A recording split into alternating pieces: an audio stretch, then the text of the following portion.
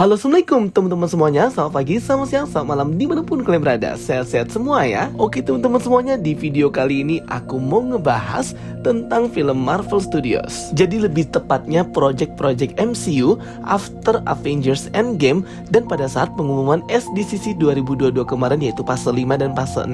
Nah, jadi yang mau aku bahas itu adalah isu toxic ya teman-teman, yaitu apakah benar Disney ini merusak MCU atau project MCU sesudah Avengers Endgame itu semua jelek dan tidak bagus sama sekali, and cuman mentingin fan service, cuan-cuan, keuntungan dan duit terus yang dipikirin. Apakah benar seperti itu ya? Belum lagi agenda-agenda terselubung yang selalu diselipkan oleh Marvel dan Disney di setiap filmnya. Nah, jadi nanti di sini videonya itu chilling aja, santai, kita diskusi bareng, ngobrol bareng ya teman-teman terkait isu yang toxic ini yang sesungguhnya sudah beredar di kalangan fans Marvel, penonton film-film Marvel, khususnya film-film Disney ya, karena semua sudah diakuisisi Disney. Jadi boleh banget ungkapin pendapat dan opini kalian ya teman-teman, karena ini bebas banget untuk berpendapat dan beropini. Jujur kalau aku sendiri nanggapin hal seperti ini santai aja ya, dan dibawa fun aja, karena yang namanya suatu proses atau suatu project itu pasti nggak akan semua orang suka, nggak akan semua orang juga membencinya, dan nggak akan semua satu pikiran ya. Jadi pasti banyak pikiran, banyak juga interaksi, opini yang dibangun di sana yang tentunya akan menciptakan dua perspektif, setuju atau tidak setuju. Ada beberapa teman-teman kita dan juga orang-orang di komunitas, fans, penonton setia Marvel itu lebih kayak kecewa ya dengan semua project Marvel after Endgame ini, baik seriesnya, baik movie-nya.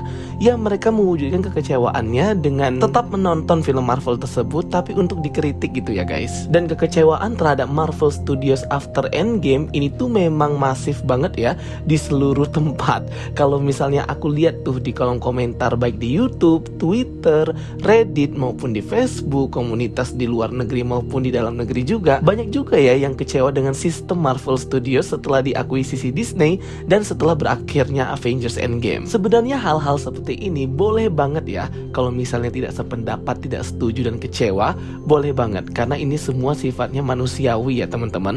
Karena setiap kita menonton sesuatu itu pasti berbeda penerimaannya antara orang satu dan orang lainnya. Namun yang aku mau highlight di sini, boleh benci tapi jangan overhated. Jadi jangan banget terlalu benci gitu. Toh juga masih tetap ditonton juga film ataupun seriesnya. Sehingga saya sebagai pembaca komentar dan juga melihat interaksi orang-orang di sosial media ngomongin project Marvel after Endgame itu jelek semuanya, aku cuma bisa senyum-senyum sendiri aja ya. Karena tuh nggak semuanya itu negatif ya teman-teman. Pasti ada yang positifnya, pasti banget sih. Sehingga nilailah sesuatu dengan pribadi kalian masing-masing. Jadi jangan sampai tergiring opini orang lain untuk membenci ataupun menyukai yang lainnya. Itu pokoknya sesuai dengan pribadi kalian masing-masing aja. Suka bilang suka, tidak bilang tidak. Oke, menurut pendapat pribadi aku ya teman-teman, ini subjektif banget.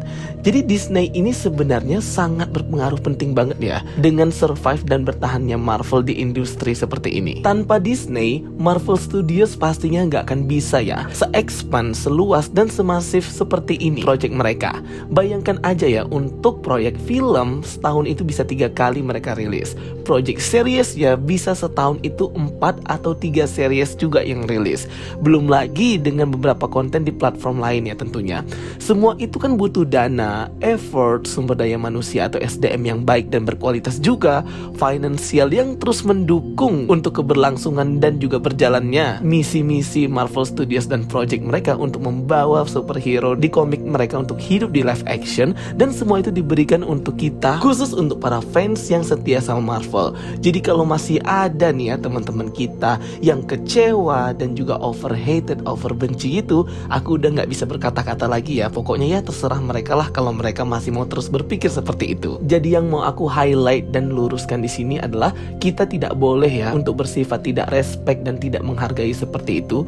Cobalah untuk menghargai dan bersyukur ya sudah menjadi fans MCU di masa kejayaan mereka seperti sekarang. Nah, apakah sempurna? Tentunya tidak ya teman-teman. Pastinya akan ada banyak kekurangan juga. Walaupun memang dalam eksekusinya film-film Marvel after Endgame itu baik seriesnya juga ada yang disukai orang, ada juga yang nggak disukai orang, baik movie-nya juga. Kalian pasti tahu lah ya, semua film, semua series yang kadang itu di rating rendah banget oleh orang-orang, tapi di rating tinggi juga oleh orang-orang lainnya. Jadi menimbulkan perdebatan di sana. Dan memang benar, aku akuin banyak juga kekurangan di sana. Tapi yang nggak menutup kemungkinan di sana juga banyak kelebihan dan bagus juga ya teman-teman, untuk perkenalan karakter baru, untuk perkenalan jenis cerita yang baru, dan juga expand dari Marvel Cinematic Universe agar bisa lebih masif, lebih luas lagi. Seperti kemarin di film Thor Love and Thunder kita melihat Eternity for the first time, melihat Celestial entitas kosmik, dan itu semuanya tentunya ya karena bantuan Disney juga ya uangnya. Jadinya ya ada buruknya, ada baiknya juga. Nah makanya itu maksud aku itu kita harus logik aja dengan dua perspektif aja gitu ya, di tengah-tengah aja, buruk iya, baik juga iya. Dan juga salah satu isu juga yang sering dibicarakan orang adalah film-film Marvel itu fan service, film-film Marvel itu hanya mencari cuan dan uang. Lah kan memang itu ya tujuannya dalam membuat suatu film to entertain the watcher gitu ya, penonton di teater, penonton di bioskop. Lah kalau nggak ada uangnya ya mereka mau dapat keuntungan dari mana juga gitu loh. Sehingga aku agak kurang setuju ya kalau yang masalah fan service dan mencari uang, ya karena itu tujuannya dari company perusahaan ya seperti itu, manusiawi, mencari keuntungan dan laba juga. Nah kalau aku pribadi ya masalah fan service itu aku oke-oke aja ya, karena aku pasti suka dan seneng banget ya kalau nonton di bioskop film Marvel itu dijamu dan dipuaskan sepuas-puasnya oleh Marvel Studios. Nah nggak tahu nih kalau misalnya teman-teman ataupun penonton yang lainnya melihat fan service di Marvel Studios itu seperti apa, itu terserah dari pribadi masing-masing mau menilainya seperti apa. Nah jadi gitu ya teman-teman, it's okay kalau kalian masih punya pendapat pribadi yang lainnya. Dan juga aku itu nge-highlight trik marketing Disney dan Marvel Studios yang baru, dimana sekarang kan film MCU itu ada di series. Ketika berlanjut ke big movies, bioskop, karakter itu kan akan muncul ya, namun melanjutkan ceritanya yang di series. Seperti contohnya Wanda Maximoff atau Scarlet Witch di Doctor Strange Multiverse of Madness. Jadi mau nggak mau sebagai penonton setia Marvel harus langganan Disney Plus dan harus ikutan nonton seriesnya dulu biar afdol. Nah kalau aku sih oke-oke aja ya karena aku memang suka. Namun yang kasihan di sini adalah bagi orang-orang, teman-teman yang nonton langsung ke bioskop tanpa nonton seriesnya. Jadi merasa hambar dan bingung, ini konfliknya apa? Ini siapa? Dari mana kekuatannya? Kok bisa tiba-tiba begitu? Nah susah juga ya. Aku lebih ke kasihan sih sama penonton yang baru yang mungkin waktunya itu nggak banyak, padat, sehingga hanya bisa nonton sekali doang di bioskop dan nggak bisa nonton terus-terusan seriesnya karena mungkin kerja dan kesibukan lainnya. Sehingga kita juga tidak bisa ya menyalahkan mereka yang miss ketika nonton di bioskop. Jadi actually trik marketing dan perkenalan karakter seperti ini sebenarnya memiliki dua mata pisau ya. Di sisi lain Disney untung karena karakter tersebut memulai perjalanannya di series dan tentunya akan bagus banget ceritanya karena banyak ya per episode, pastinya akan selalu detail. Namun di sisi lain akan terkena bad review dalam penyampaian plot alur cerita yang gak rapi ketika nonton di bioskop karena terpotong di cerita series yang sama sekali gak dibahas waktu di versi bioskopnya. Nah jadi itu ya guys. Dan juga yang mau aku highlight adalah setelah pengumuman fase kelima dan fase ke-6 MCU, yaitu khususnya adanya film Avengers yang berdekatan fase yang sama dalam kurun waktu yang dekatan juga. Nah dan ini tuh membuat fans itu kayak marah ya. Mungkin ya ada beberapa orang yang seperti itu yang berkomennya seperti itu, nggak terima gitu kalau ada film Avengers yang dengan waktu yang berdekatan dan sama gitu, yaitu Avengers The Kang Dynasty dan Avengers Secret Wars. Dan ini juga mendapatkan komplain yang besar banget ya dari fandom. Padahal memang tantangan banget ya bagi MCU ke depannya, karena ketika mereka sukses di Endgame, mereka nggak boleh stuck di situ aja. Mencapai kesuksesan itu memang sangat susah, namun mempertahankannya lebih susah lagi. Nah jadi ini yang mau dipertahankan oleh MCU. Ketika mereka sudah sukses di Endgame, harusnya mereka nggak stuck di situ, nggak berhenti di situ. Jadi harus expand terus kayak itu. Seharusnya fans itu bisa tahu ya akan hal-hal tersebut. Jadi jangan terlena di Avengers Endgame, terlena akan kesuksesan Avengers Endgame, harus di-expand lagi, harus di-upgrade lagi. Mau apa lagi nih habis ini? Balik lagi ya, ini pendapat subjektif dari aku. Coba kita jangan dulu langsung ngejudge di awal, nanti malu loh kalau ternyata bagus gitu ya.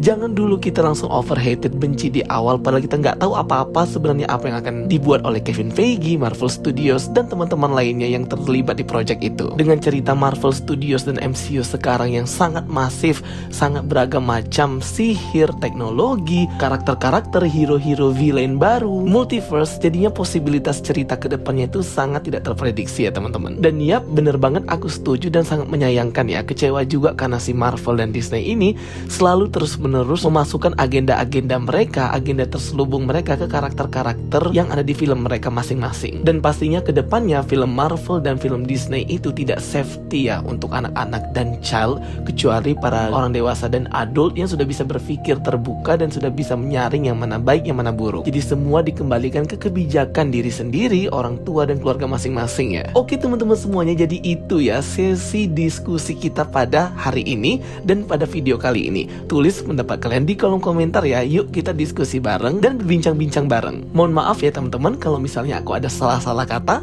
dan ada beberapa pendapat yang mungkin tidak sependapat dengan kalian. Intinya kesimpulan dari semuanya adalah jangan terlalu benci, jangan overhated, jangan dijudge di awal dulu, karena kita nggak tahu apa yang sebenarnya dipersiapkan oleh MCU. Yang jelas kita tetap satu, yaitu fans Marvel Studios. Sehingga jangan ada lagi ya teman-teman perdebatan yang tidak penting tentang proyek-proyek MCU ke depannya. Dan semoga saja MCU bisa terus upgrade kualitas dari film-film dan juga cerita mereka. Tentunya dengan film yang baik, kualitas yang baik, penyampaian cerita yang baik pula akan berkesan di para penonton dan fans Marvel. Dan juga stop war atau peperangan antar fans Marvel itu sendiri. Oke? Karena pada akhirnya kita semua akan sama-sama menikmati dan menjadikan tontonan film MCU ini sampai beberapa tahun ke depannya untuk menghibur diri kita juga ya teman-teman. Oke guys, thank you for watching my videos. Don't forget to like and subscribe. Kita ketemu lagi di video-video aku berikutnya. So stay tuned and stay watching. Sampai jumpa semuanya. Bye bye. See you next time.